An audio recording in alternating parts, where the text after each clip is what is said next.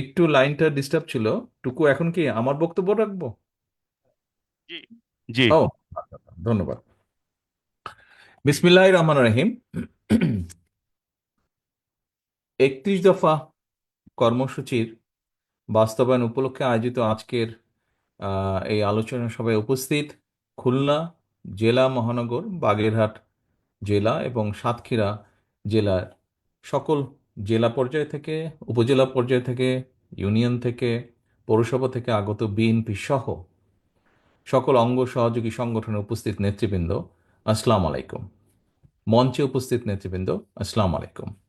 আমি প্রথমেই আজকের এই আহ, প্রশিক্ষণ কর্মশালার যারা এখানে ঢাকা থেকে গিয়েছেন, আহ, জনাব জবিউল্লাহ সাহেব, ডক্টর পাভেল সাহেব এবং ডক্টর মাহাদি আমিন, তিনজনকে আমি অত্যন্ত আন্তরিকভাবে ধন্যবাদ জানাচ্ছি যে 31 দফার বিষয়টি আমাদের এই সকল নেতৃবৃন্দের সামনে সুন্দরভাবে তুলে ধরার জন্য, এক্সপ্লেন করার জন্য।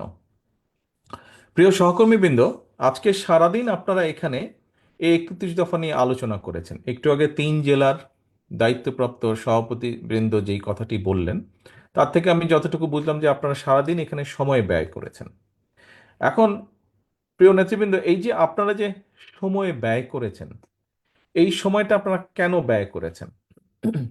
আমার ধারণা, যেই প্রশ্নগুলো, ধারণা না মানে বাস্তবতা যা বলে, এই যে আমি আপনাদের সাথে কানেক্টেড হওয়ার পরে, যুক্ত হওয়ার পরে আপনারা আমার কাছে কিছু জিনিস জানতে চেয়েছেন।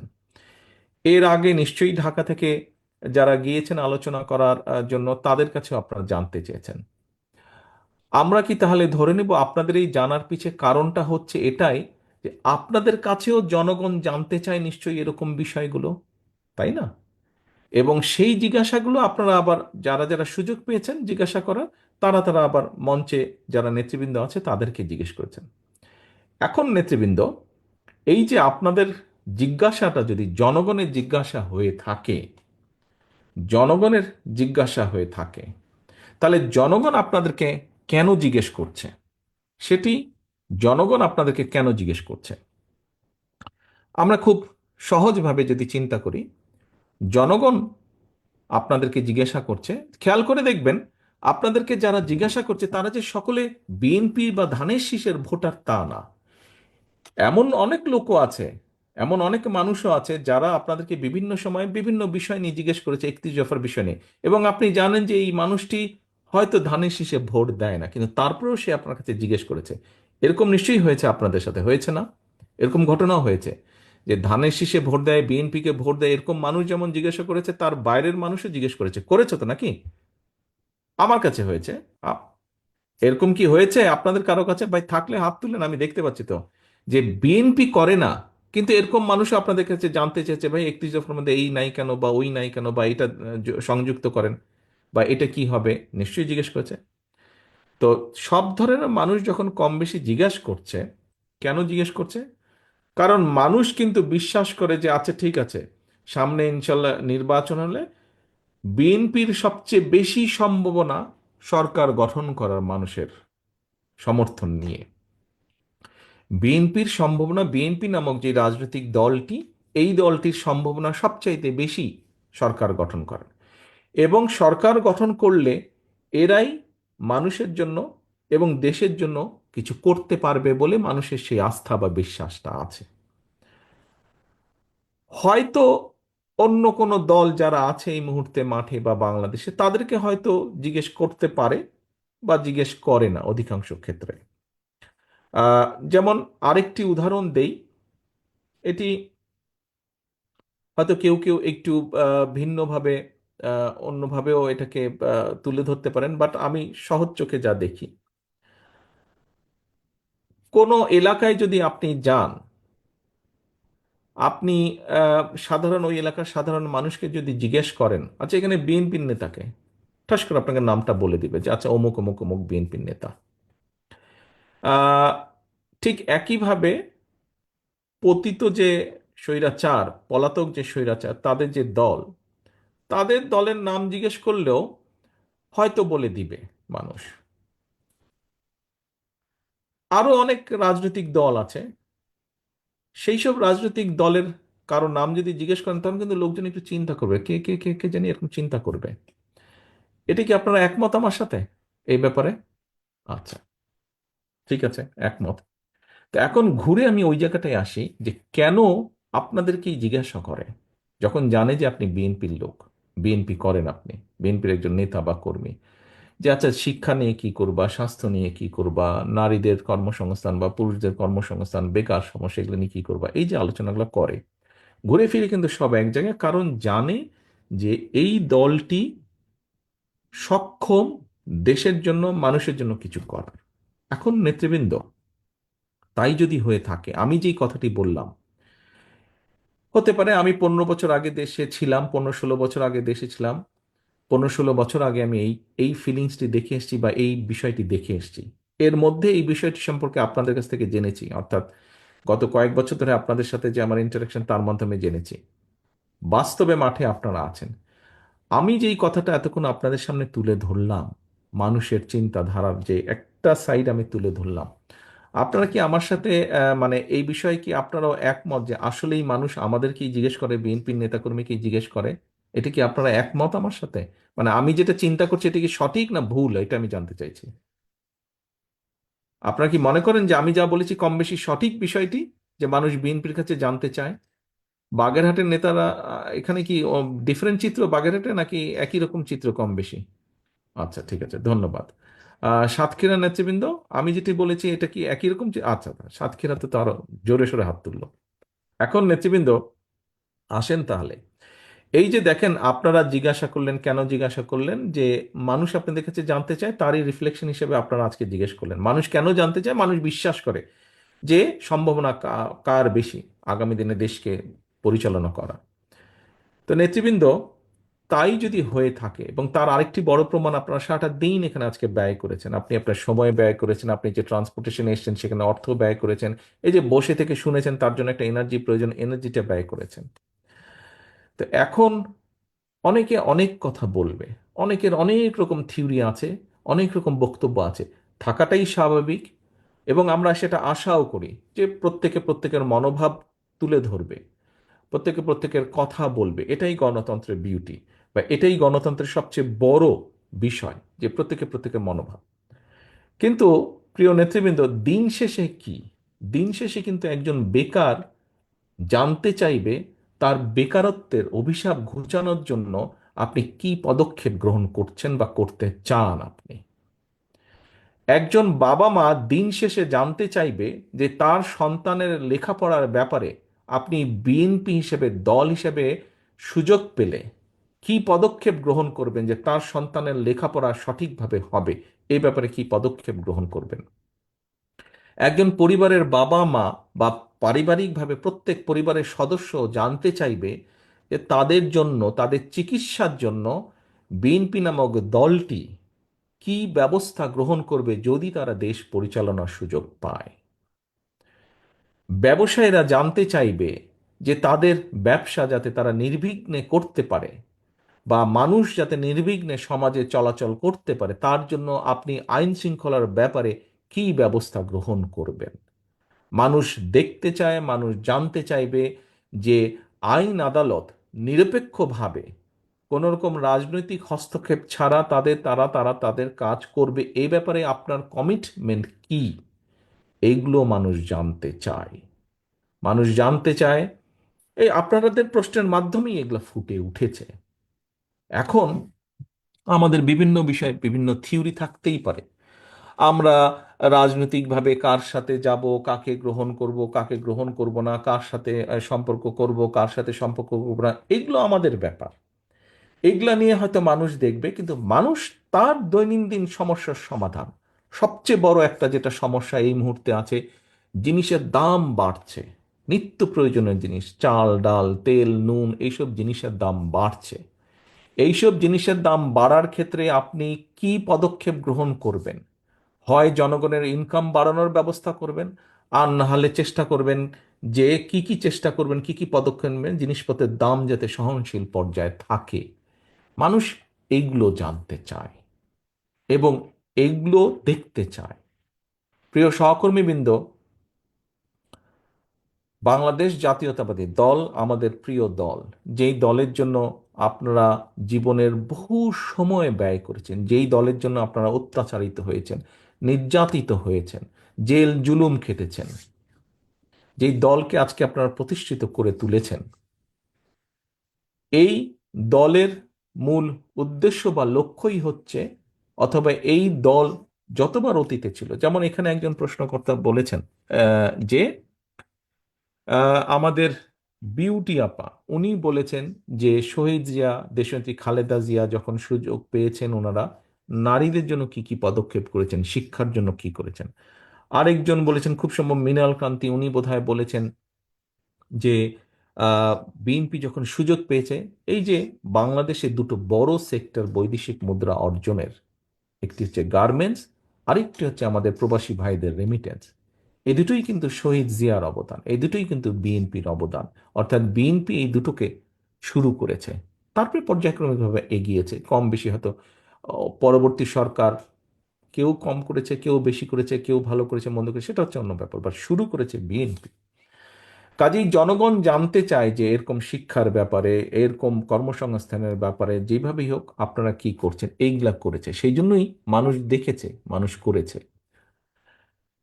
এখন আমাদের দায়িত্ব হচ্ছে যে আমরা কি চাই, কি করেছি, কি করতে চাই, দেশের জন্য ভালো কি করেছি, দেশের জন্য ভালো কি করতে চাই, মানুষের জন্য ভালো কি করেছি, মানুষের জন্য ভালো কি করতে চাই, এই কথাগুলো নিয়ে যাওয়া মানুষের কাছে।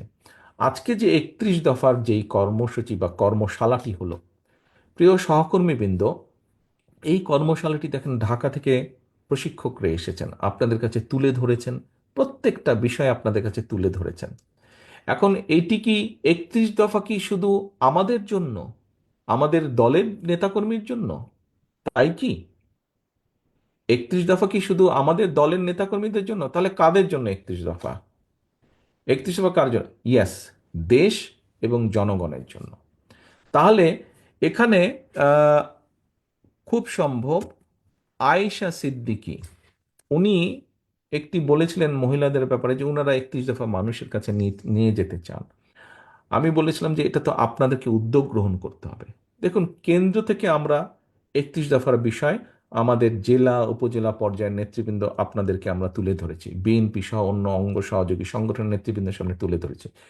এখন কিন্তু এটিকে নিয়ে যেতে হবে আপনাদেরকে।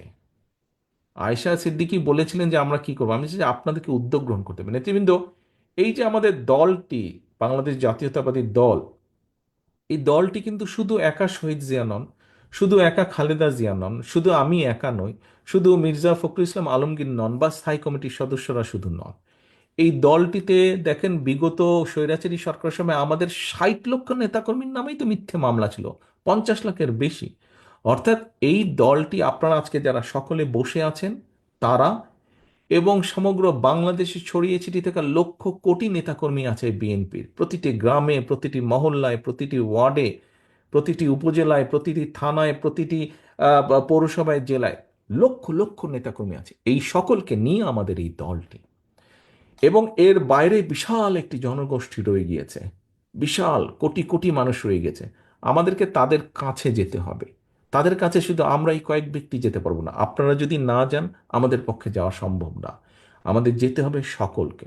প্রিয় সহকর্মীবৃন্দ, আজকে এই প্রশিক্ষণ করার উদ্দেশ্য হচ্ছে, এখন দয়া করে আপনারা জেলা নেতৃবৃন্দ আপনাদের সকল উপজেলা বা থানাদেরকে নিয়ে বসবেন, থানা নেতৃবৃন্দ আপনারা আপনাদের ইউনিয়ন বা পৌরসভা, এই সকলকে নিয়ে, নেতৃবৃন্দকে নিয়ে বসবেন, এবং আপনাদেরকে ছোট ছোট কর্মসূচি গ্রহণ করতে হবে। এখানে কোনো নির্দিষ্ট সময় নেই, আমরা সামনে একটি নির্বাচন আমাদেরকে পার হতে হবে। এই নির্বাচন পর্যন্ত আপনাদেরকে 31 দফা কর্মসূচির মানুষের কানে কানে নিয়ে যেতে হবে, ঘরে ঘরে নিয়ে যেতে হবে, যে 31 দফার ব্যাপারে, এই 31 দফা নামক একটি দফা আমরা দিয়েছি, 31টা, এখানে এই বিষয় আছে, আমরা এই কাজ করতে চাই তোমাদের জন্য। অনেকগুলো বিষয়, যেমন আপনাদের প্রশ্ন উত্তরে অনেকগুলো বিষয় উঠে এসেছে, আপনারা বলেছেন, আমরা বলেছি আমাদের অবস্থান থেকে, আপনাদের চেষ্টা করেছি আপনাদের প্রশ্নের একটি সন্তোষজনক জবাব দেওয়ার জন্য। ঠিক একইভাবে আপনাদেরকে জনগণের কাছে যেতে হবে। সহকর্মীবৃন্দ, জনগণকে নিয়ে এই দেশ, এই দেশের মালিক হচ্ছে জনগণ। এন্ড অফ দ্য ডে কিন্তু জনগণ ডিসাইড করবে। আমরা পপুলার কি পপুলার না, এন্ড অফ দ্য ডে, দিনের শেষে এটা কিন্তু ডিসিশন নেবে জনগণ। কাজেই বক্তৃতা বিবৃতিতে মাঝে মাঝেই আমি একটি কথা বলি, জনগণের সঙ্গে থাকুন, জনগণকে সঙ্গে রাখুন, জনগণের সাথে থাকুন, জনগণকে সাথে রাখুন। প্রিয় নেতাকর্মীবৃন্দ, আমরা রাজনৈতিক দল, এখানে উপস্থিত প্রত্যেকটি মানুষ আপনার রাজনৈতিক কর্মী। আপনি একজন রাজনৈতিক কর্মী বা একজন রাজনৈতিক নেতা হিসেবে আপনার পিছনে যদি পাবলিকই না থাকে, তো আপনি কিসের রাজনৈতিক নেতা, কিসের রাজনৈতিক কর্মী? আপনার পিছনে যদি পাবলিকই না থাকে, ও আর নাম সর্বস্ব নেতা আপনি হবে, তো লাভ আছে কোনো ওরকম হয়ে? ওরকম হয়তো কোনো লাভ নেই। আমাদের একজন রাজনৈতিক কর্মী হিসাবে আমাদের সবচেয়ে বড় সার্থকতা কি? যখন এই যে আপনি ঘর থেকে যখন বের হন, আপনি ঘর থেকে বের হয়ে ধরেন আপনার নাম হচ্ছে গিয়ে হিরণ কুমার। তো হিরণ কুমার কি আপনি একা শুধু? হিরণ কুমার কি আরো শত শত হাজার হাজার হিরণ কুমার নাই? কিন্তু খেয়াল করে দেখেন তো, হিরণ কুমার হিসেবে আপনি যখন বের হন, মানুষের সম্মান বা সালাম আপনি যেটা পান ঘর থেকে দিনে বের হওয়ার পরে, আপনার মতো অন্য হিরণ কুমার যারা আছে তারা কি পাচ্ছে সেটা? তাদেরকে হয়তো কেউ চেনেই না। কিন্তু আপনি কেন পাচ্ছেন? আপনি এই জন্য পাচ্ছেন যে আপনি এই দলের একজন নেতা, সেই জন্য কিন্তু আপনি সম্মান পাচ্ছেন, মানুষের 10টা মানুষের সালাম পাচ্ছেন। এখন ভাই, এখন ভাই কথাটা হচ্ছে যে 10টা মানুষ কেন সালাম দিচ্ছে? 10টা মানুষ সালাম দিচ্ছে যে আপনি বিপদে আপদে হোক বা তার ভবিষ্যৎ নিয়ে আপনি কাজ করেন, চিন্তা করেন। কিন্তু আপনি যদি এমন কিছু করেন যেটা তাকে আঘাত করবে, দুঃখ দিবে, আপনার পেছন থেকে সরে যাবে, আপনার পিছনে এখন আপনি সালাম পান, আপনি বের হলে মিছিল করলে সে এসে মিছিলে হয়তো অংশগ্রহণ করে, হয় মধ্যে থেকে বা পিছনে থেকে একজন সমর্থক হিসাবে। কিন্তু আপনি যদি এমন কোনো কাজ করেন যেটাতে সে আঘাতপ্রাপ্ত হবে, সে কি আপনার পেছনে থাকবে? সে কি পাবলিকটা আপনার পিছনে থাকবে? সে যদি না থাকে তো আপনি কিসের নেতা? আপনি কিসের নেতা? এবং এখন কিন্তু মানুষ অনেক সচেতন। এবং সহকর্মী বৃন্দ, আপনাদেরকে আমি একটি কথা বলি, এটা ব্যক্তিগতভাবে নিবেন না। কথাটি হচ্ছে, দেখুন, আহ, মানুষ আমাদের উপর আস্থা রাখতে চাইছে, আমাদের উপরে অর্থাৎ বাংলাদেশ জাতীয়তাবাদের উপরে। মানুষ অর্থাৎ দলমত নির্বিশেষে সাধারণ মানুষ যারা ভোটার এই দেশের, তারা বিএনপির উপরে আস্থা রাখতে চাইছে। এই আস্থা যদি নষ্ট করার জন্য কেউ কোনো কাজ করে, এমন কোনো কাজ করে যেটাতে আস্থা নষ্ট হবে, তাহলে ভাই তাকে তো আমাদের পক্ষে, আমার পক্ষে টানা সম্ভব না, টানবো না আমি তাকে, তাকে শেল্টার আমি দেব না। এখানে দলকে স্বার্থপর হতেই হবে। কোনো ব্যক্তির কারণে, কোনো নেতার কারণে, কোনো কর্মীর কারণে যদি মানুষের আস্থা নষ্ট হয়, তাকে আমরা ওন করতে পারবো না। বিকজ আমরা বহু ঝড় ঝঞ্ঝার ভিতর দিয়ে আজ এখানে এসে দাঁড়িয়েছি, বহু অত্যাচার নির্যাতনের ভেতর দিয়ে এখানে এসে দাঁড়িয়েছি আজকে আমরা। কাজেই আমাদের পক্ষে আর সম্ভব না যে কেউ নিজের বিষয়, নিজের স্বার্থ নিয়ে এমন কিছু করবে যেটা দলের স্বার্থকে আঘাত করবে, ক্ষতিগ্রস্ত করবে। তাকে আমাদের পক্ষে টানা সম্ভব না। হ্যাঁ, অনেকে ইদানিং কিছু কিছু লোক বলার চেষ্টা করে যে দেখুন, আপনারা নয় কি করছেন, আমাদের মধ্যে কেউ কেউ করেছে, কোনো কোনো সদস্য ভুল করেছে, বিভ্রান্ত হয়েছে, কিছু কিছু আপত্তিকর কাজ করেছে, আমরা আমাদের দলের সাথে তার সম্পর্কটা ছিন্ন করেছি। এতে কি হবে কেউ কেউ বলে, এতে কি হবে সেটা হচ্ছে পরের ব্যাপার। কিন্তু আমি আমার অবস্থান পরিষ্কার করেছি। হ্যাঁ, হয়তো সবগুলা ব্যাপার আমরা এরকম আরো কেউ কেউ করছে, আমরা হয়তো সবগুলা ব্যাপার অ্যাড্রেস করতে পারছি না। যতটুকু আমরা জানছি আমরা সাথে সাথে ব্যবস্থা গ্রহণ করছি, যখন যেটা জানবো ব্যবস্থা গ্রহণ করছি, আমাদের অবস্থান পরিষ্কার করছি। এখন ওই যে বললাম, কেউ যদি বলে হ্যাঁ আপনি বের করে দিলেন কি হবে, বের করে দিয়ে অন্তত একটি বিষয় আমি বলতে চাই। সেই বিষয়টি হচ্ছে, সমাজে যে খারাপ মানুষ নাই তা তো না, ভালো মন্দ সবকিছু মিলিয়ে মানুষ, কিন্তু যে খারাপ তার সাথে আমরা সম্পর্ক রাখতে চাই না। যে অন্যায় করে, যে কিছু করে, তার সাথে আমরা সম্পর্ক রাখতে চাই না। অন্তত এই ব্যাপারে আমরা মুখে বলবো একটা, কাজে করবো আর একটা, তা নয়। যা আমরা মুখে বলছি, আমরা চেষ্টা করব আমাদের কাজের মধ্যেও তার রিফ্লেকশন বা প্রতিফলন থাকবে। সেজন্যই আমরা ব্যবস্থা গ্রহণ করছি।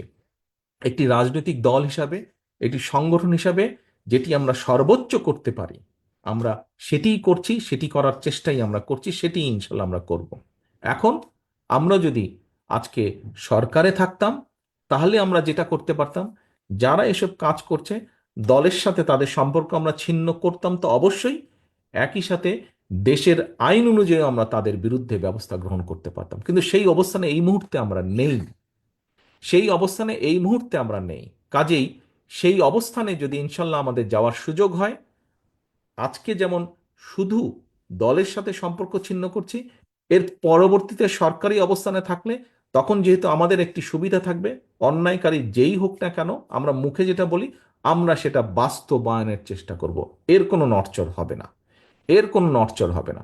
কারণ কারণ জনবিচ্ছিন্ন যদি হয় কেউ, একটি রাজনৈতিক দল, রাজনৈতিক নেতা, রাজনৈতিক কর্মীরা যদি জনবিচ্ছিন্ন হয়, জনবিচ্ছিন্ন হলে জনগণের বিরুদ্ধে, দেশের বিরুদ্ধে কাজ করলে কনসিকুয়েন্সেস বা পরিণতি কি হয়, ভাই আমরা 5ই আগস্ট দেখেছি, দেখেছি না আমরা? 5ই আগস্ট দেখেছি। 5ই আগস্ট থেকে অনেক কিছু আমাদের শেখার আছে, 5ই আগস্ট থেকে অনেক কিছু আমাদের বোঝার আছে। কাজেই প্রিয় সহকর্মীবৃন্দ, আমরা 31 দফার কর্ম প্রশিক্ষণ আজকে করেছি। এই 31 দফার সাথে সাথে 31 দফা যেমন জনগণের কাছে নিয়ে যাব, 31 দফার মাধ্যমে আমাদেরকে রিয়েলাইজ করতে হবে, আমাদেরকে একটি বাস্তবায়ন করতে হবে, জনগণের পাশে থাকতে হবে, জনগণের সঙ্গে থাকতে হবে, জনগণকে সঙ্গে রাখতে হবে। জনগণ থেকে যদি দূরে চলে যাই আমরা, ওই 5ই আগস্টের পরিণতি কিন্তু হবে। 5ই আগস্টে পরিণতি হবে। কাজে 5ই আগস্টের পরিণতি থেকে যদি বাইরে থাকতে হয়, যেই রাজনৈতিক দলকেই বাইরে থাকতে হোক না কেন, তাদেরকে জনগণের সাথে থাকতে হবে, জনগণকে সঙ্গে রাখতে হবে। আমি জানি সারাদিন আপনারা এখানে আছেন, অনেকে অনেকক্ষণ ধরে এই প্রশিক্ষণের মধ্যে আছেন, ধৈর্যচ্যুতিও ঘটছে আর অনেকেরই। কিন্তু আমার আর মাগরিবের টাইমও হয়ে গিয়েছে, আমার বক্তব্য বাড়াবো না। সহকর্মীবৃন্দ, আজকে আপনারা সারাদিন এখানে কষ্ট করেছেন, কিন্তু এই কষ্টটাকে যদি আমরা সঠিকভাবে কষ্টের মূল্যায়ন করি, আগামী দিন আমরা ভালো কিছু করতে সক্ষম হব। আগামী দিন ভালো কিছু করতে সক্ষম হব, যার সুফল দেশ, দেশের জনগণ পাবে। রাজনৈতিকভাবে আপনি এবং আপনার দল, প্রিয় দল বাংলাদেশ জাতীয়তাবাদী দলও পাবে সেই সুফল। কাজে আসুন, সেই সুফলটা যাতে দেশ যেমন পাবে, দেশের মানুষ যেমন পাবে, একইভাবে রাজনৈতিকভাবে সেই সুফলটা যাতে আপনি এবং আপনার দল পেতে পারে, আমরা সেই শপথ নিয়ে আজকের এই অনুষ্ঠান আমরা শেষ করব। সেই প্রত্যাশা রেখে আমার এখানে উপস্থিত প্রতিটি নেতাকর্মী এবং আপনাদের মাধ্যমে যা আমি তাদের কাছে এই মেসেজ পৌঁছাতে চাই, আমার যে সকল নেতাকর্মী আজকে এখানে উপস্থিত হতে পারেন নাই তাদের কাছে এই মেসেজ পৌঁছাতে চাই যে সেই সফলতার প্রত্যাশা রেখে আমি আমার বক্তব্য শেষ করছি। সকলে ভালো থাকবেন, ইনশাল্লাহ সকলে সুস্থ থাকবেন। আল্লাহ হাফেজ। বাংলাদেশ জিন্দাবাদ। বাংলাদেশ জাতীয়তাবাদী দল জিন্দাবাদ। আসসালামু আলাইকুম।